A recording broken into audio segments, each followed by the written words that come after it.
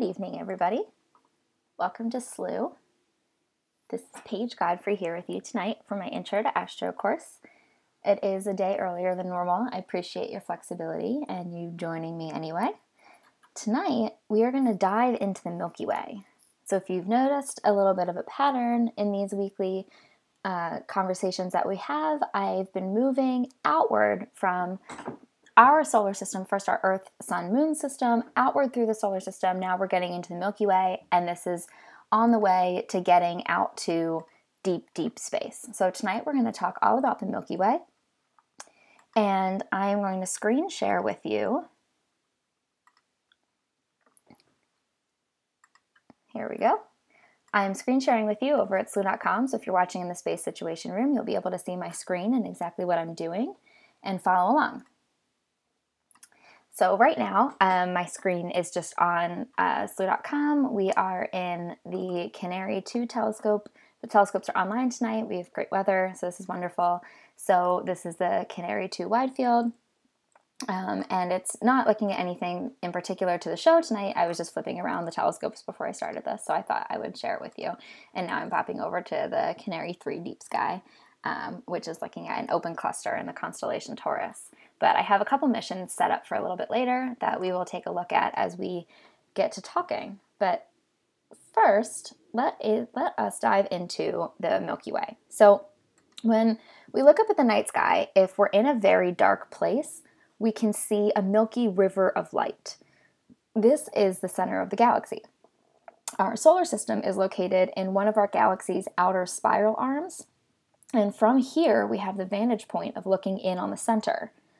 But because the center of the galaxy is so incredibly dense with a bunch of gas and dust, we can't see through it to the other side. And actually, we can't even see the galactic center itself.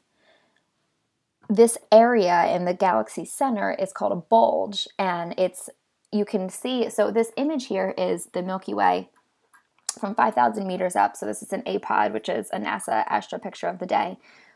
You can see the Milky Way. You don't have to be 5,000 meters up above sea level to see it, but you do have to be in a dark area. And if you're looking up, you can see a beautiful milky river like this, and this is the galactic center. And if you notice where the light is really coming from in the center, you can actually see this is the bulge here. If you're following along with my mouse, you can see the bulge. And, oops, sorry, screen popped up. So you can see the bulge here. And this is where there's a bunch of hot gas and dust. It's super dense and it obscures the light behind it, so we can't see all the way through to the center. But what you can see is the bar of the Milky Way galaxy. So our Milky Way is considered a barred spiral galaxy. And this is something I'm actually going to get into in more detail next week. We're going to talk about galaxy classification and the different kinds of galaxies that there are. But for now, just follow along with me that we are a barred spiral galaxy. And if you're looking at this image, you can see, well, here are the spiral arms, and right across the center is the bar. So if you look really towards the galactic center, you can see this bulge here. This is what we're looking at when we look towards the galactic center. From the sun, we see this bar and we see the bulge. And so this is approximately where the sun is. There's 4 large spiral arms coming out from the galactic center, so coming out from the bar. So from the center here, the bar goes out in either direction, and off of it spins spiral arms.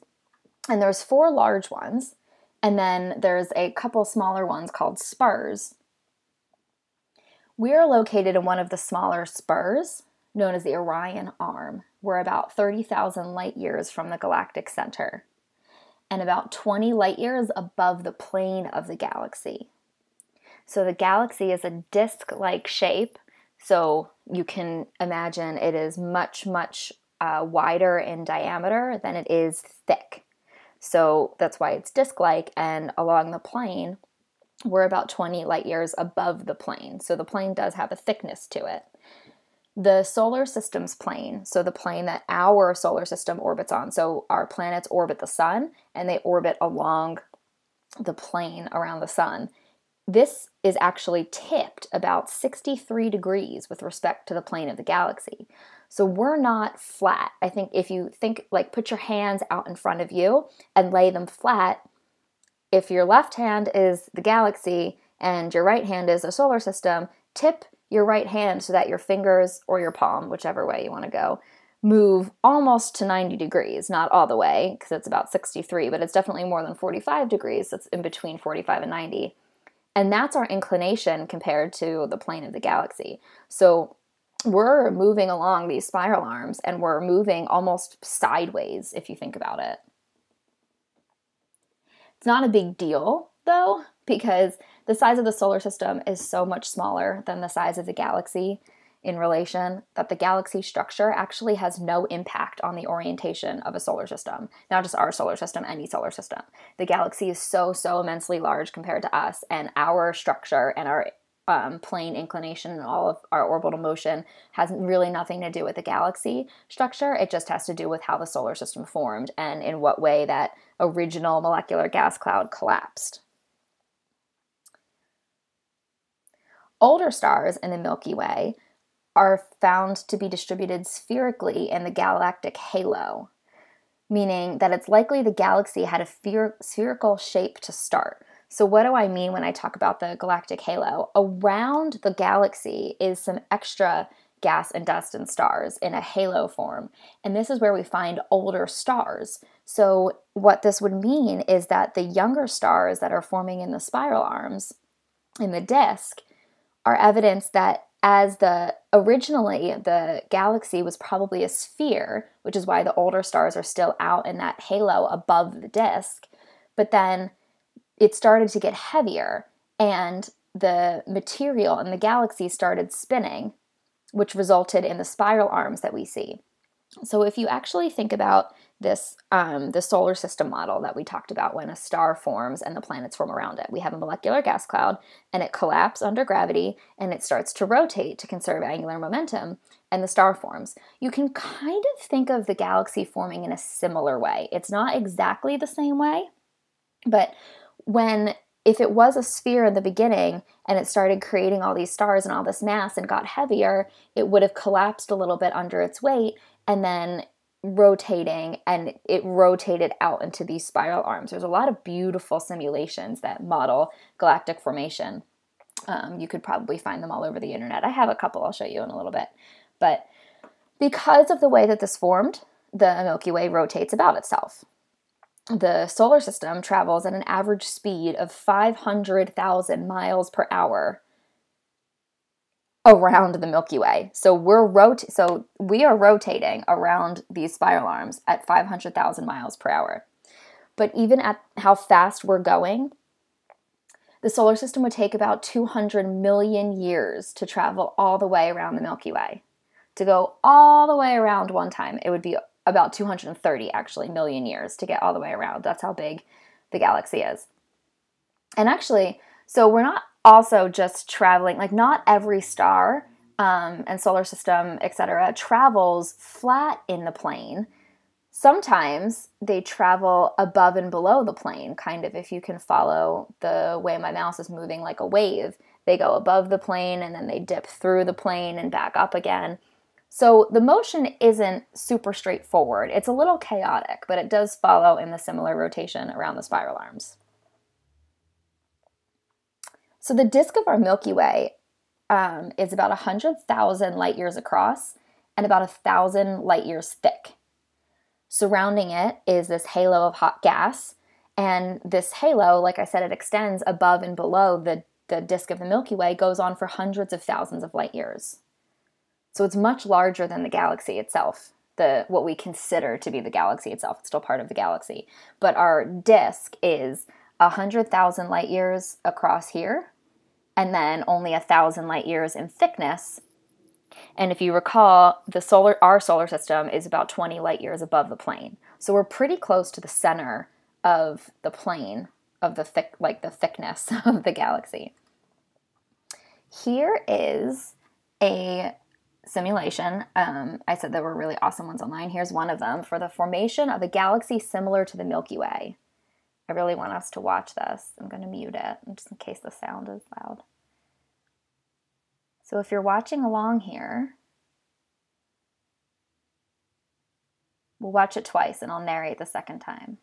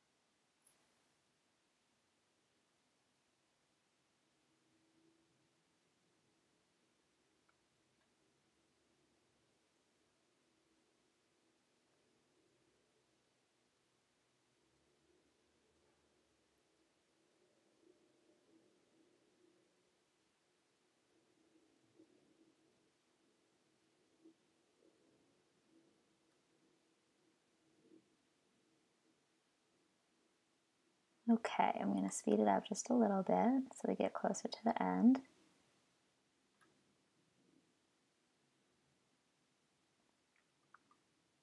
And there you have it. This is a Milky Way-like galaxy. It's a simulation of how the galaxy might have formed. So we're going to narrate it a little bit, but if you read their little blurb here, it assumes a cold dark matter universe. We'll go through dark matter in an upcoming show, but if you're curious, if you already are familiar with it and you're curious, it starts with the distribution of gas and dust right after the Big Bang to the present time. They say that every second corresponds to 70 million years. So when the universe first formed, let's start there. Oh, if we just pop back up here, it says gas is green, new stars are blue, and old stars are red. So pay attention to where the old stars are versus the new stars. When the universe first formed, it was this really distributed, not dense areas of gas and dust. They started to become more dense as they would collect upon each other, as you're seeing here, stellar streams. They started to form, so the gas and dust started to coalesce into one another, forming these streams. Upon this collision, they got really hot and they would form stars. So stars formed before galaxies did. It wasn't that galaxies were there and then they formed stars. It was that stars started forming out of the gas and dust that was really hot and colliding into one another in the early universe. And these dense streams that started forming had a lot of star formation, and then they would get more massive, and they would come together into a galaxy due to their gravitational pull. So a galaxy is a gravitationally bound system of stars. And then you can see the rotation here, which is starting to cause the spiral arms to form. The galaxy is still pulling in more and more matter. And sometimes galaxies even pull in other smaller galaxies. So it's assumed that our galaxy actually is what we call a cannibal galaxy, where it's eaten other galaxies. And we're watching it rapidly rotate. We start to see the bar in the middle form. We see the spiral arms. And you can see where the red stars are in the halo and the blue stars are out in the spiral arms. Blue are young stars and red are old stars.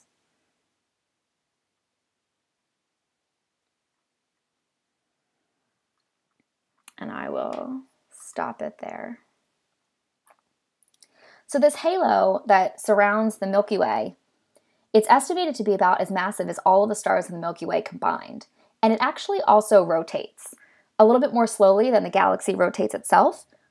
But it was interesting to astronomers to figure out that it does rotate, because at first they were wondering if it was still, and it is not. But now I'm sure you're all waiting for the center of our galaxy, Sag A star, the supermassive black hole. Billions of times the mass of our sun. There's a black hole at the center of our galaxy, a supermassive black hole. Not every galaxy has a supermassive black hole. Some have just black holes, not supermassive. And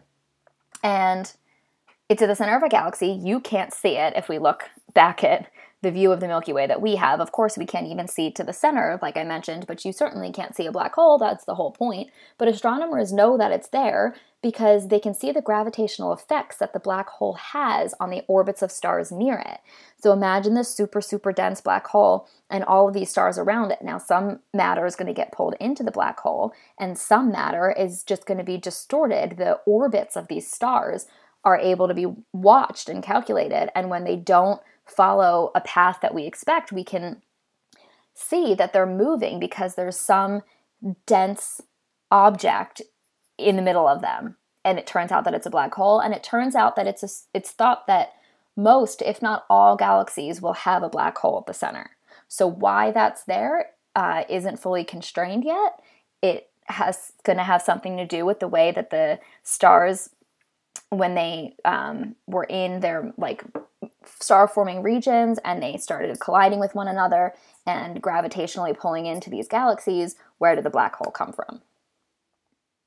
In a similar way, astronomers have measured that the mass of the entire Milky Way, they've watched the effects that it has on neighboring globular clusters. So a globular cluster is just a smaller group of stars, and they're really old. Actually, globular clusters are about the age of the universe almost. These were some of the first gravitationally bound star clusters that formed before galaxies. and they're smaller.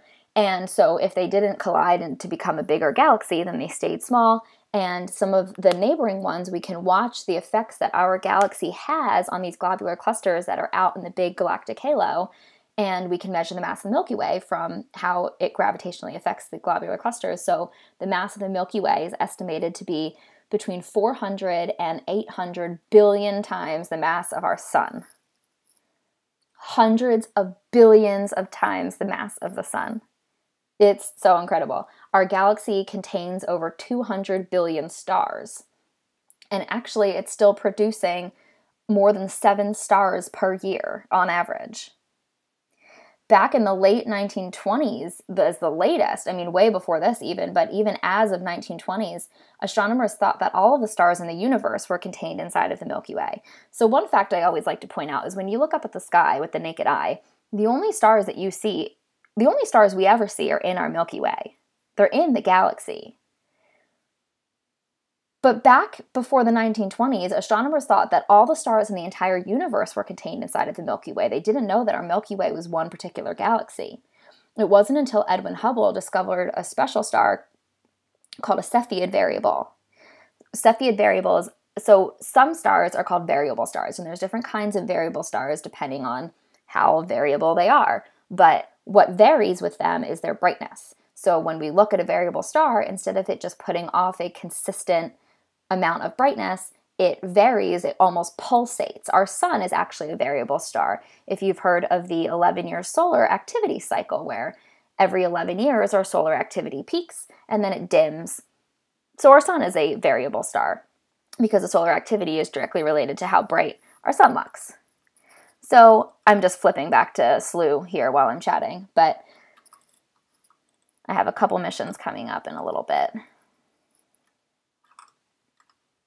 Sorry, totally off track. So Edwin Hubble found the first variable star. It was a Cepheid variable, and that allowed him to precisely measure the distance to the nebula that this variable star lay in. So this star was in a nebula, and so, like I said, they thought that all of the stars in the entire universe were in the Milky Way, including all the nebulae that they saw.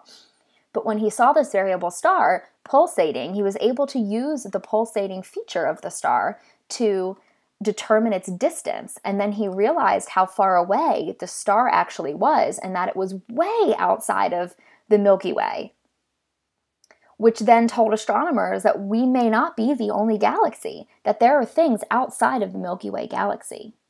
They realized that a lot of these fuzzy patches that they called nebulae were actually separate galaxies. So nebula is just a cloud of gas, a fuzzy cloud of gas and dust. And we now have very distinct definitions of different kinds of nebulae. But back before this, a nebula was just anything that looked fuzzy in the night sky that wasn't a pinpoint of light like a star. So as I mentioned, the Milky Way is called a cannibal galaxy because while it was forming, it was eating up other smaller galaxies. And currently, we are actually eating another dwarf galaxy called the Canis Major dwarf galaxy. So in this graphic here, we're looking, the Milky Way, you can see the central bulge here in the yellow, and the blue are the spiral arms. So here's our Milky Way. Our sun is about over here, remember in the fourth, in the spur near the fourth spiral arm, the Orion arm. And the Canis Major dwarf galaxy is over here. And then this pink, the pink lines are the streams of the Canis Major galaxy getting pulled into our own galaxy. So because we're bigger, our gravitational pull was stronger and is pulling this dwarf galaxy into us, but it doesn't just pick its arms up and wrap it around the galaxy and yank. It pulls it in streams, almost as if you were pulling a boat to the dock with a rope. You're pulling it in streams. So we are currently cannibalizing an entire other galaxy. I'm flipping back to this image right now. It's similar to the one that was on the dailymail.co.uk, but this is another APOD astronomy picture of the day. So I just wanted to show this one because I wanted to give the illustration credit to our Hurt at JPL, Caltech, NASA. And what's interesting about this and what I really wanted to point out is the illustration credit. This is an artist's rendition. So this is something that I found when I was teaching my Intro to Astro course at the College of Staten Island. I would give a quick calculation to my students to figure out how long it would take for a camera to leave our galaxy and return a full image of its spiral, a top-down image just like this. So where we are in the galaxy is about here.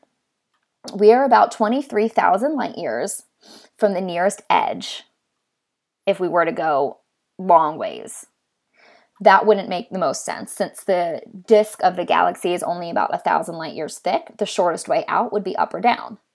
Because we're about 20 light years above the plane, you can just assume that we're lying in the plane. So it's going to take us, we're at a distance of 500 light years to get out of the galaxy. So if a spacecraft flew at the speed of light, it would then take the spacecraft 500 years to get out. If the image was also sent back at the speed of light, add another 500 years for the image to get back from outside the galaxy to us. So that's about 1,000 years total. Now, that 1,000 years ignores the best distance and angle away from the galaxy to take the perfect selfie. All I've done is leave the galaxy, technically. I haven't gotten very far away. And you know if you try to take a selfie, you can't have your phone really close to your face. You have to have your arm out pretty far. That 1,000 years also doesn't take into account that we can't travel at the speed of light. One of the biggest issues in space travel, right? So we're making a lot of assumptions here, but even still, the minimum amount of time it's going to take to get this image from a real camera is 1,000 years. Cameras haven't been around for 1,000 years. So when you look at an image like this, now I pose the question, is this a real image or is this an artist's illustration? That was a fun lesson to teach my students. I enjoyed that one. But this isn't just the only artist simulation or rendition or image illustration. There's a lot of these floating around, and so they're definitely useful. They absolutely have their place in astronomy education. But one of the things I want to encourage you to do is when you see an image and you think, you know, how awesome is this? I'm going to share it.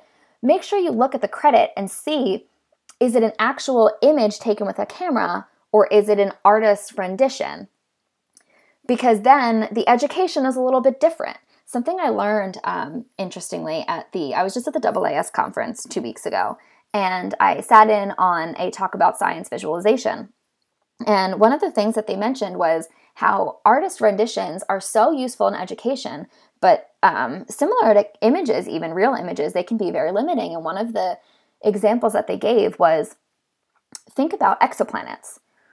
We can't see them with the naked eye. We can't see them with telescopes. We're just barely starting to see them with the biggest space telescopes, and normally they're found by the transit method or the radial velocity method. So getting an image of these is not very fruitful. Now, artists will take the information that we know about the exoplanet and make an illustration of what it would look like. But here's where sometimes the image can be misleading. The illustration can be misleading. If you have an exoplanet that is covered in clouds, that has a really neat surface, let's take, for example, Venus. Would you illustrate it showing the truth that there's a huge cloud deck above the surface, and so you don't actually see anything on the surface? Or would you remove the clouds for the image and illustrate the really awesome, violent surface below? What do you think is going to go better in the media? The surface, right? The media doesn't want to see a bunch of exoplanets that look the same because of the cloud decks. So this is something that the artist illustrators face when they have to make these decisions, and the scientists that inform them is, what are we going to show and how are we going to present it? So when you see an image, first determine whether it's a real image taken with a camera or an artist's rendition, and then try to probe what features are there and what features might be missing from the image that you're looking at.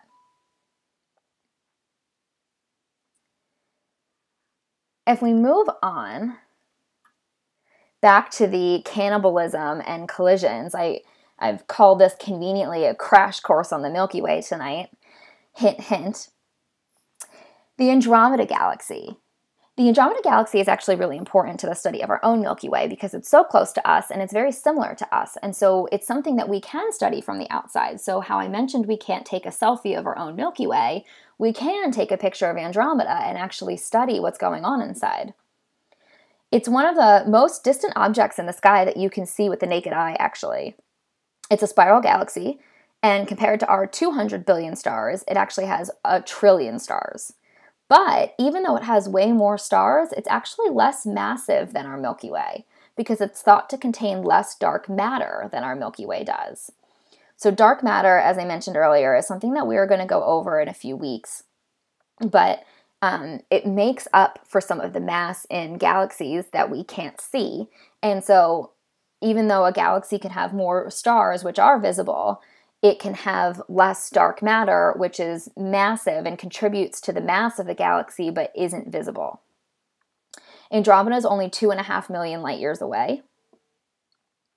In about 4 billion years, Andromeda and the Milky Way are going to collide. They're hurtling towards each other right now at about 70 miles per second. And by the end of 6 billion years, the full merger will finish. So the full merger is going to take about 2 billion years once they start colliding to finish. And these two spiral galaxies will then become one probably elliptical-ish, irregular-ish galaxy. We'll get into those classifications next week. But I wanted to show you here. This is not a simulation video, but it's thumbnails of a simulation of the Andromeda and Milky Way collision that will happen in about 4 billion years. So I'm going to take you through the images. So we have our Milky Way, and then we have Andromeda coming towards us.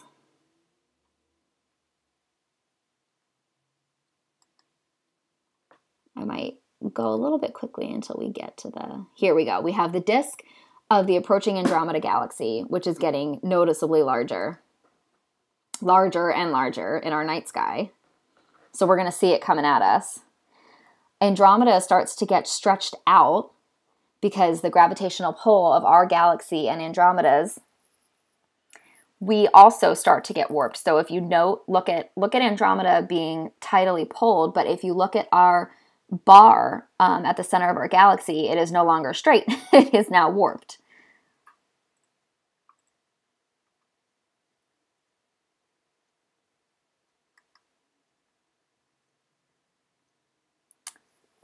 Our night sky is going to have a ton of star formation showing. So when the galaxies merge, we're going to have some extra gas and dust passing through, which can cause new star formation. Wouldn't this be something if we could really see it? Here's a sequence of what will happen. So we'll start to see Andromeda approaching. It's this little white dot here. Bigger, tons of star formation. And then we're going to have a really bright sky at the end. A bunch of extra stars. Now we start to see the two cores of the galaxies appearing as kind of like a dipole here, like two bright lobes, as they start to get nearer and nearer to each other because they have the most mass, so they're the most gravitationally pulled towards each other. And then we're going to have a merged elliptical galaxy. So the two spirals are going to merge into one elliptical.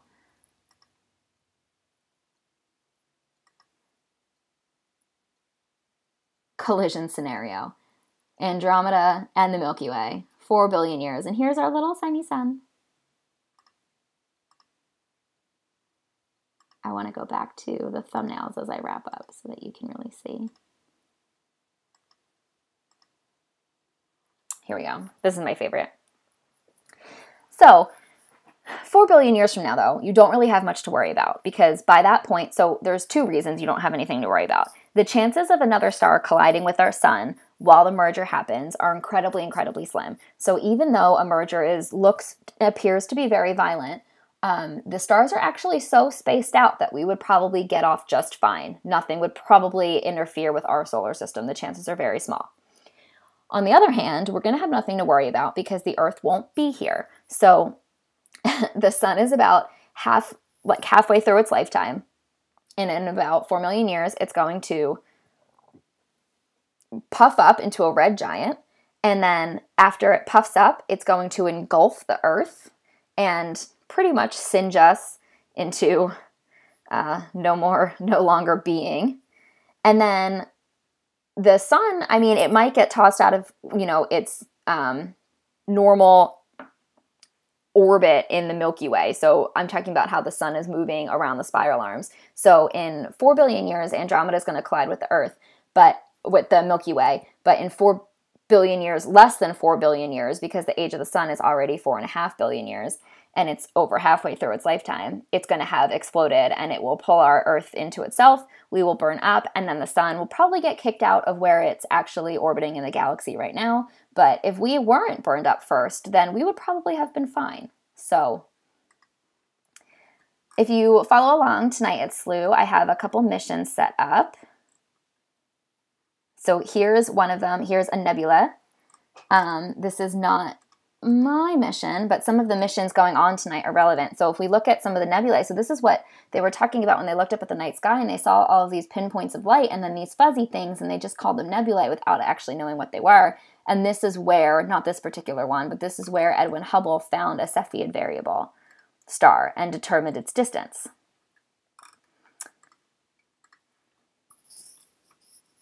And here is a great barred spiral galaxy. So here is us looking at a distant galaxy. It's a spiral, and you can see the bar right across the center. And then here are 2 big spiral arms, and then 2 little teenier spiral arms. So you can imagine what our galaxy would look like at a distance. Anyway, since 4 billion years for a collision with Andromeda is really far from now, I will be back next week. And next week I will be back to Wednesday at 7:30 p.m. And we'll talk more broadly about galaxies and their classifications, spirals, ellipticals, irregulars, the Hubble tuning fork, how these galaxies were classified once they were finally found. And we'll go into more detail about what it means for our galaxy to be a spiral. I hope you enjoyed tonight's talk, and clear skies.